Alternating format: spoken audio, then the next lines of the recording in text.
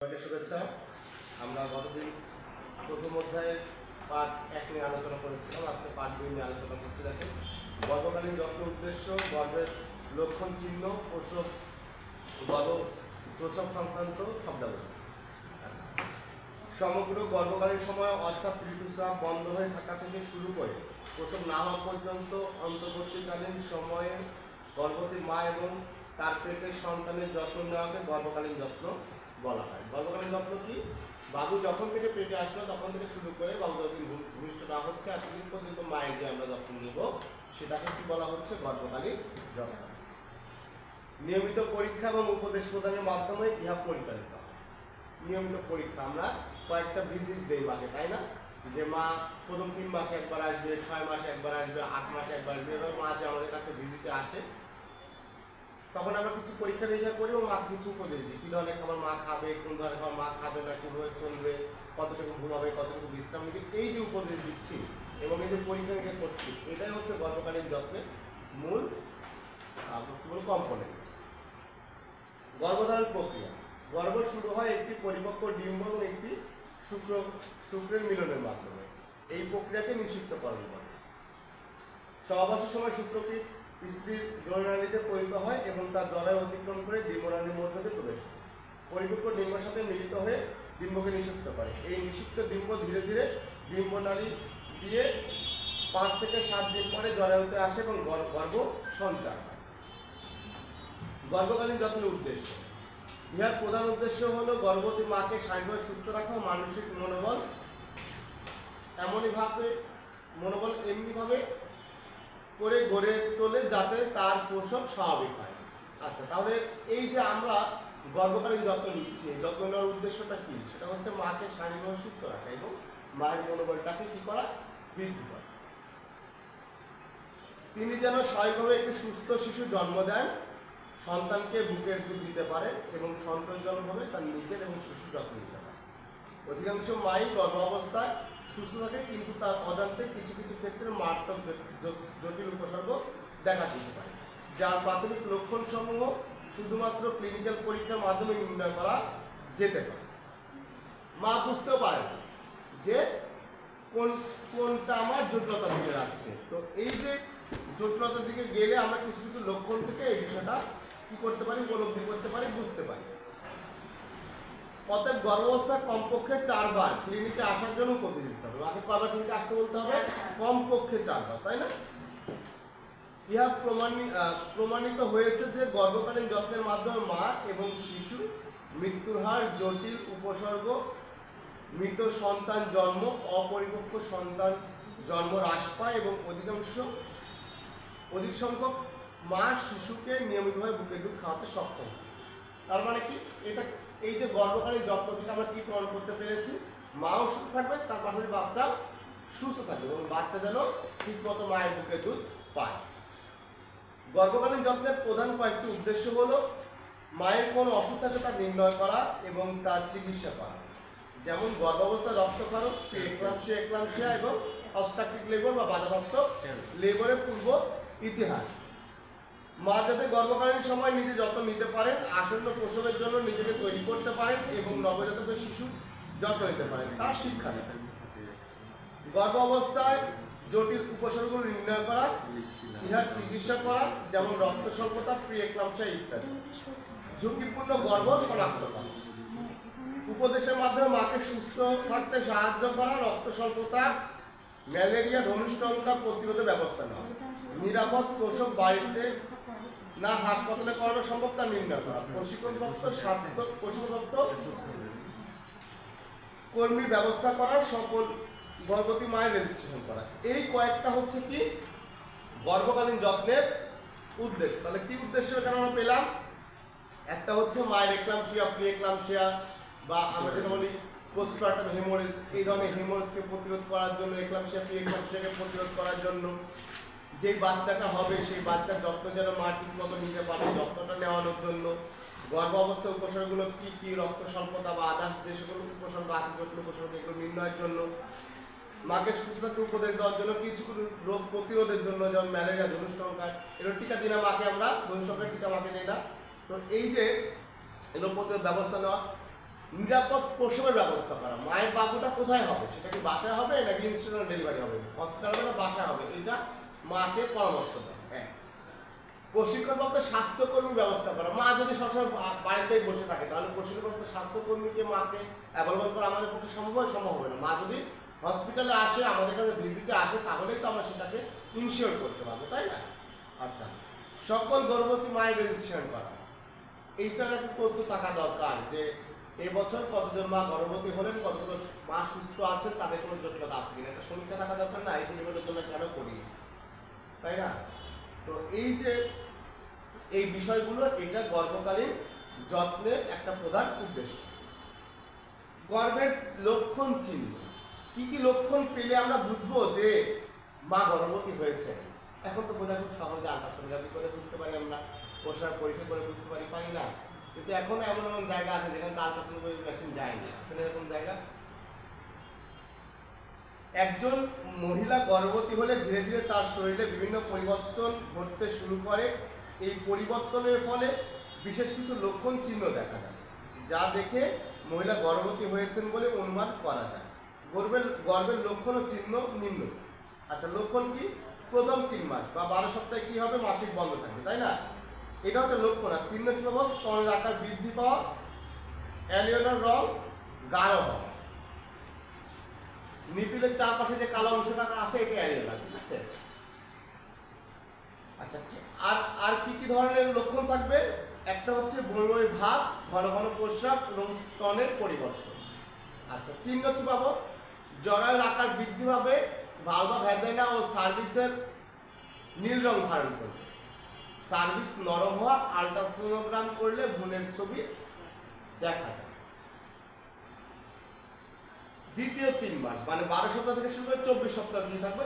Ultimately সেই সময় তো মাসিক বন্ধই থাকবে। বই ভাব হতে পারে, গর্ভস্থ শিশু নড়াচড়া আরম্ভ হওয়া এবং মাঝে মাঝে নড়াচড়া অনুভব করা। প্রথম গর্ভ 18 থেকে 20 সপ্তাহের মধ্যে এবং পরবর্তী গর্ভ 16 থেকে 18 সপ্তাহের মধ্যে। তার মানে কি বললো? মা যখন প্রথম গর্ভবতী হবেন তখন 18 থেকে 20 সপ্তাহের মধ্যে বাচ্চা নড়াচড়া করবে। আর মা যদি দ্বিতীয়বার গর্ভবতী হন বা পরবর্তী গর্ভবতী হন তাহলে বাচ্চাটা নড়াচড়া করবে কখন? 16 থেকে 18 সপ্তাহের মধ্যে। মানে এই 2 সপ্তাহ তারতম্য হয়। অনেক সময় যারা প্রথম মা হন ওই না, কি বাবা বাচ্চা নড়ছে না কেন? বেসিক্যালি প্রথম যখন বাচ্চাটা পেটে আসে বাচ্চাটা নড়াচড়া শুরু করে পরে। আচ্ছা, এই মাসগুলোতে কি হবে? এই দ্বিতীয় 3 মাসে কি হবে? স্তনের পরিবর্তন আরো বেশি বোঝা যাবে এবং দ্বিতীয় অ্যালোরা দেখা যাবে। জরায়ুর আকার বৃদ্ধি পাবে, চামড়ার পরিবর্তন, স্ট্রিয়া বা লিনিয়ার নাইগ্রা, তলপেটে কালো দাগ এবং কালো রেখার মতো দাগ দেখা যায়। প্রত্যেকটা মাই গর্ভবতী হওয়ার পর কি হয়? তলপেটে কালো দাগ দেখা যায়, তাই না? সব পেটটা কি হয়? পেটে যায় না? এই তো সেটা বলছি। গর্ভস্থ শিশুর অঙ্গ অনুভব করা যায়, শিশুর হৃদস্পন্দন শোনা যায়।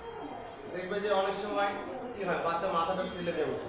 যাদের বাবু হয়েছে তারা বলতে পারে মাথাটা ঠেলে দিয়ে ওঠে, তখন হাত দিয়ে বলে যেখানে বাচ্চা মাথা আছে বা পা ঠেলে দিয়ে ওঠে, সেটাই। তৃতীয় মাসে কি হবে দেখেন? গর্ভস্থ শিশুর হৃদস্পন্দন শোনা যাবে, গর্ভস্থ শিশুর অঙ্গ অনুভব করা যায়, গর্ভস্থ শিশুর নড়াচড়া অনুভব করা যায়। আল্ট্রাসোনোগ্রামে 1 মাস পরে রিপোর্ট 1 মাস পরে। আচ্ছা, আল্ট্রাসোনোগ্রাম 1 মাস পরে মানে বাচ্চার বয়স যখন 30 দিন হবে তখনই শুধু রিপোর্টে আপনি পাবেন যে বাবু পেটে এসেছে। তার আগে আপনি আল্ট্রাসোনোগ্রাম করলে পাবেন না। 45 দিনের আগে খুব বেশি পাওয়া যায়, দু একটা আর্লি প্রেগনেন্সি পাওয়া যায়, এই যে এক্সেপশনাল, ঠিক আছে? দ্বিতীয় 3 মাসের চিহ্ন এবং তার সাথে ব্যথাহীন জরায়ুর সংকোচন, যা হাত দিয়ে বোঝা যায়। তাহলে এই লক্ষণগুলো আমরা পেয়ে যাব, তাই না?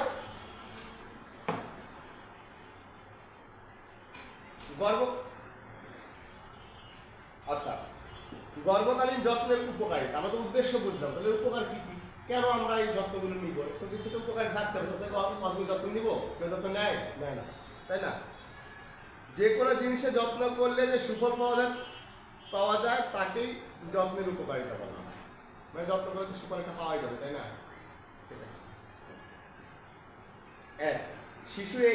আচ্ছা, একটি শিশুকে যদি মা সঠিক যত্ন নিয়ে গড়ে তোলেন তাহলে দেখা যাবে শিশুটি রোগমুক্ত, স্বাস্থ্যবান সুস্থভাবে গড়ে উঠেছে। এক্ষেত্রে যত্ন শিশুর জন্য সুফল বয়ে নিয়ে আসে। একটি গর্ভবতী মাকে যদি গর্ভাবস্থার শুরু থেকে প্রসব পূর্ব পর্যন্ত সবসময় যত্ন নেওয়া যায় তাহলে মা অনেক বিপদের হাত থেকে রক্ষা পায়। এছাড়া প্রসবের সময় অসুবিধা কম হয় এবং মা ও শিশু সুস্থ থাকে, ফলে মা ও শিশু মৃত্যুর হার কমে যায়। যত্ন নেওয়া গর্ভবতী মা স্বাভাবিকভাবে একটি সুস্থ শিশু পরিবারকে উপহার দিতে পারে। এ থেকে পরিবার সুফল পায় একটি সুস্থ শিশু এবং একটি সুস্থ মা। WHO সুপারিশকৃত 4 বার পরীক্ষার সময়সূচি। কখন মা পরীক্ষা করতে আসবেন ডাক্তারের কাছে, মা কখন ক্লিনিকে আসবেন, কোন কোন মাসে আসবেন? প্রথম ভিজিট দিবে মা 4 মাসের সময় 16 সপ্তাহে, দ্বিতীয় ভিজিট দিবে 6 থেকে 7 মাসে, তৃতীয় ভিজিট দিবে 8 মাস এবং চতুর্থ ভিজিট দিবে মা 9 মাসে। এই সময়টা নিয়ে এই 4 বার মাকে ডাক্তারের কাছে অবশ্যই আসতে হবে, তাই না? প্রসবের সম্ভাব্য তারিখ বা expected date of delivery EDD, ডাক্তাররা লিখে দেয় না যে আপনার এত তারিখ থেকে এত তারিখের মধ্যে একটা বাবু হবে, তাই না, ডেলিভারি হবে, এটাকে বলে EDD, expected date of delivery. সংজ্ঞা কি? গর্ভাবস্থায় 280 দিন বা 40 সপ্তাহ ধরা হয়। মা যদি শেষ মাসিকের প্রথম দিন বলতে পারেন তবে সে তারিখ হতে 9 মাস গণনা করে তার সাথে 7 দিন যোগ করলে যে তারিখ হয় সেই তারিখটি মায়ের সম্ভাব্য প্রসবের তারিখ হিসেবে গণ্য করা হয়। অনেক মা লাস্ট মেনস্ট্রুয়াল পিরিয়ড বলতে পারেন না, সেক্ষেত্রে আল্ট্রাসোনোগ্রাম করলে ইডিডি বের করা সম্ভব। অনেকের তো মাসিকের তারিখ মনে থাকে না, থাকে ভুলে যায় না, তো সেক্ষেত্রে আল্ট্রাসোনোগ্রাম করা ছাড়া আমাদের উপায় নেই। তবে হ্যাঁ, আরও কিছু উপায় আছে, আমরা সেটা জরায়ু উচ্চতা তাদের পরিমাপ করে একটা সম্ভাব্য ডেট এদিক সেদিক করে বলতে পারি। আচ্ছা, আর মা যদি তারিখ বলতেই পারে তাহলে সেই তারিখের সঙ্গে 9 মাস 7 দিন যোগ করলে আমরা প্রসবের তারিখটা পেয়ে যাব। ইডিডি বের করার নিয়ম দেখেন, শেষ ঋতুস্রাব হওয়ার প্রথম দিনের তারিখ নিতে হবে, তার সাথে 9 মাস যোগ দিতে হবে, তার সাথে 7 দিন যোগ দিতে হবে, তাহলে আমরা এক্সপেক্টেড ডেট অফ ডেলিভারি পেয়ে যাব। যেমন মনে করেন কাজলের শেষ মাসিকের তারিখ 23শে জানুয়ারি 2011, তার প্রসবের সম্ভাব্য তারিখ বের করতে হবে। আচ্ছা, তাহলে শেষ মাসিকের তারিখ কবে? 23শে জানুয়ারি, তার সাথে 9 মাস যোগ দেন, তাহলে কত হচ্ছে? অক্টোবরের 23 তারিখ হচ্ছে, তার সাথে আরো 7 দিন যোগ দিতে হবে, তাহলে অক্টোবরের কয় তারিখ হবে? এই তো। নাজমার শেষ মাসিকের তারিখ 7ই মে, তাহলে তার সাথে 9 মাস 7 দিন যোগ করলে আমরা কি করব? তার প্রসবের সম্ভাব্য ডেটটা পেয়ে যাব। এটাই হচ্ছে এক্সপেক্টেড ডেট অফ ডেলিভারি।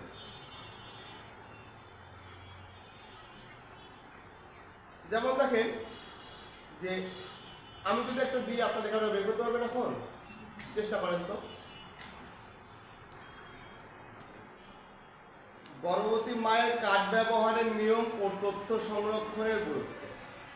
গর্ভবতী মায়ের কার্ড দেখার পর গর্ভবতীর সঠিক ইতিহাস নেওয়া, শারীরিক পরীক্ষা করা, ধাপসমূহ সঠিকভাবে অনুসরণ করতে সাহায্য করে।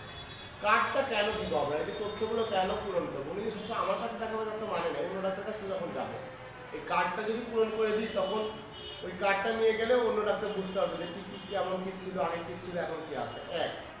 আপনি যে সবসময় হসপিটালে ডাক্তার থাকবেন তা তো না, আপনার পোস্টিং হইতে পারে, অন্য ডাক্তার আসতে পারে, তো অন্য ডাক্তার ছবিটা দেখতে হবে। এই জন্য কার্ডের তথ্যগুলো লিপিবদ্ধ করতে হবে, লিপিবদ্ধ করতে হবে।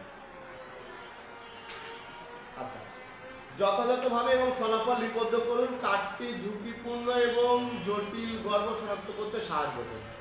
কার্ড দেখে গর্ভের অগ্রগতি মূল্যায়ন করতে পারবেন। প্রয়োজন বোধে শুধুমাত্র কার্ডটির সহ একজন মাকে হাসপাতালে প্রেরণ করা যায়। আচ্ছা, গর্ভবতী মায়ের কার্ডের ব্যবহার। গর্ভবতী মায়ের কার্ডগুলো চাহিদা পত্রের মাধ্যমে উপজেলা অফিস থেকে পাওয়া যায়।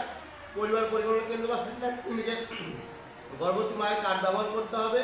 কোনো নতুন গর্ভবতী মা কেন্দ্রে এলে প্রথমে গর্ভবতী খাতার কমিট নম্বর এবং মায়ের ঠিকানা লিখে দিন, তারপর খাতার কমিট নম্বর অনুযায়ী একটি নতুন কার্ড পূরণ করে দিন। চেকলিস্ট অনুযায়ী গর্ভবতী মায়ের ইতিহাস এবং শারীরিক পরীক্ষা করুন। নির্দিষ্ট অংশের ফলাফল লিপিবদ্ধ করুন। ফলাফল লিপিবদ্ধ করা কার্ডটি পুনরায় চেক করুন কোনো পরীক্ষা বাদ গেছে কিনা, কোনো পরীক্ষার ফলাফল অস্বাভাবিক কিনা। অস্বাভাবিক হলে মায়ের চিকিৎসা শুরু করুন, উপযুক্ত পরামর্শ দিন যাতে মাকে ডাক্তারের কাছে যাওয়ার জন্য বলুন। গর্ভকালীন যত্নের কার্যাবলী, গর্ভাবস্থায় জটিল উপসর্গগুলো নির্ণয় করা এবং ইহার চিকিৎসা করা, যেমন রক্ত স্বল্পতা, উচ্চ রক্তচাপ, প্রিএক্লাম্পসিয়া ইত্যাদি। ঝুঁকিপূর্ণ গর্ভ শনাক্ত করা এবং মাকে প্রয়োজনে উপদেশ ও চিকিৎসা দেওয়া। আচ্ছা, এই গেল কি গর্ভকালীন যত্নের উদ্দেশ্য, প্রয়োজন এবং উপকারিতা। এখন এই গর্ভ ও প্রসব সংক্রান্ত কিছু শব্দাবলী আছে, এই শব্দাবলীকে আপনাদেরকে মুখস্থ করতে হবে। আচ্ছা, এগুলো তো একদিনে তো মুখস্থ করা সম্ভব না, এখন দিনে দিনে এটা মুখস্থ করতে হবে, ঠিক আছে? একচল্লিশ শব্দ আছে দেখেন। একটা হচ্ছে অ্যাবর্শন। অ্যাবর্শন মানে কি? গর্ভকালে 28 সপ্তাহ আগে জরায়ু হতে গর্ভস্থ শিশু এবং গর্ভপুর বের হয়ে যাওয়া, মানে বাচ্চা নষ্ট হয়ে যাবে, মিসক্যারেজ যেটা বলে। 28 সপ্তাহ মানে কয় মাস হচ্ছে? 4 7 28,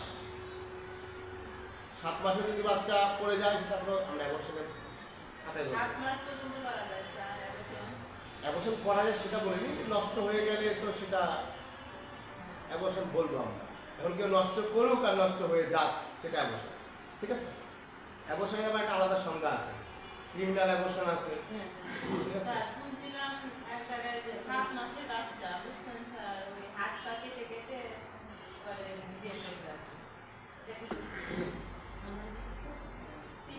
এমেনোরিয়া মানে মাসিক বন্ধ হয়। অ্যান্টিনেন্টাল, গর্ভ শুরু থেকে শিশু ভূমিষ্ঠর আগ পর্যন্ত বলা অ্যান্টিনেন্টাল। ব্রেস্ট মিল্ক মানে মায়ের স্তনের দুধ। ব্রিজ প্রেজেন্টেশন, জরায়ুর নিম্নাংশে গর্ভস্থ শিশু নিতম্ব অবস্থান করা। ব্রো প্রেজেন্টেশন, জরায়ুর নিম্নাংশে গর্ভস্থ কপাল বা ভুরু অবস্থান করা। কন্ট্রাক্টেড পেলভিক্স, বস্তিদেশ স্বাভাবিকের চাইতে ছোট। কনস্ট্রাকশন, মাংসপেশি সংকোচন হওয়া। প্রোসাডিয়াম, স্তনের হলুদ রঙের দুধ বা শাল দুধ। ডিসিডুয়া, গর্ভ অবস্থা জরায়ুর ভেতরের আবরণ। ডেলিভারি, প্রসব। এটুইক প্রেগন্যান্সি, নিষিদ্ধ ডিম্ব জরায়ুর মধ্যে গঠিত না হয়ে অন্য কোথাও গঠিত হওয়া। কি লিখছে? আচ্ছা, এই 12টাই পড়ে আসবেন আগে, ঠিক আছে? তাহলে আজকে এই পর্যন্ত, আগামী দিন বাকিগুলো করাবো।